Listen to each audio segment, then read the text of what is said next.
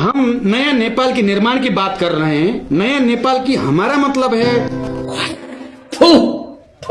छी छी छी छी वर्षभित्रमा यो देशलाई दक्षिण एसियाको त सबभन्दा अगाडि लान्छौं। A few moments later. अब जनतालाई भरोसा हुने गरी हाम्रा विगतका कमी कमजोरी सच्याउने गरी अगाडि बढ्ने प्रतिबद्धता सहित लेखन कार्य सुरु भएको छ। आदरणीय गुमेली जनता, म तपाईहरुलाई विश्वास दिलाउँछु, तपाईहरुको निम्ति पार्टी काठमाडौँमा सधैँ खुला हुनेछ। कसैले रोकेर रोकिने छैन। बुझाउन चाहन्छु।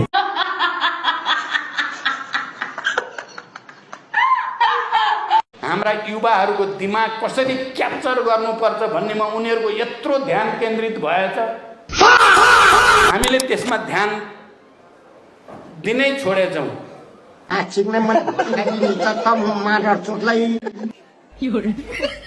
बढी बढेछ यस्तोबाट सक्कल नदेखेर भाग हुन्छ भन्थे अनि पक्रेका याद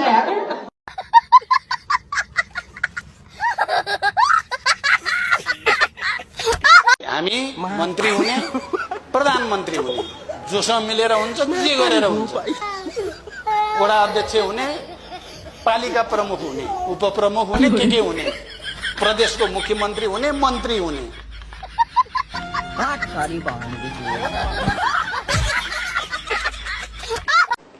मैले अस्ति एउटा कार्यक्रममा भनेको थिएँ, चिनिया क्रान्तिको इतिहासमा अफिम युद्ध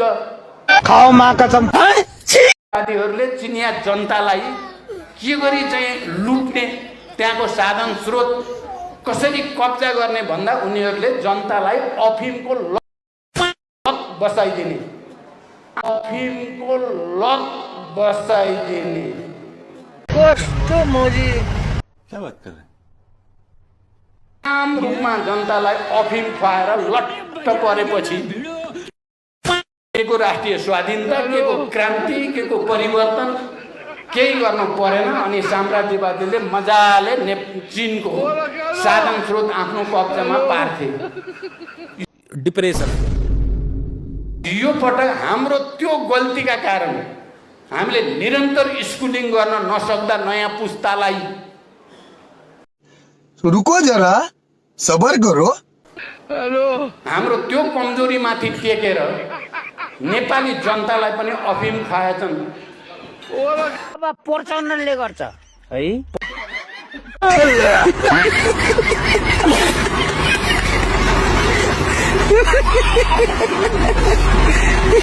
मैले जनताको अपमान गर्न खोजेको होइन। कस्तो अफिम? सोसियल मिडियाबाट अल्गोरिदमिक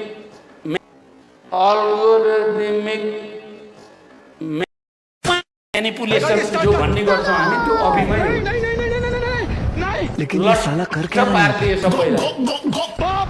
अब हामीले पनि अफिम युद्ध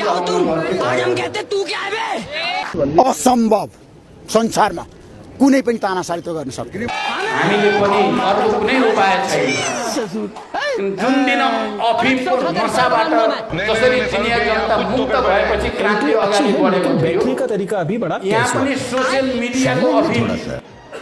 अरे बाप रे, अबे जल्दी बोल, कल सुबह पनवेल निकलना है। बाट नेपाली युवाहरूलाई दुरुस्त पार्न सक्यौं भने युवाहरूले राष्ट्रको स्वाधीनताको निम्ति फेरि बलिदान गर्ने नेपालीहरूले गर्छन्।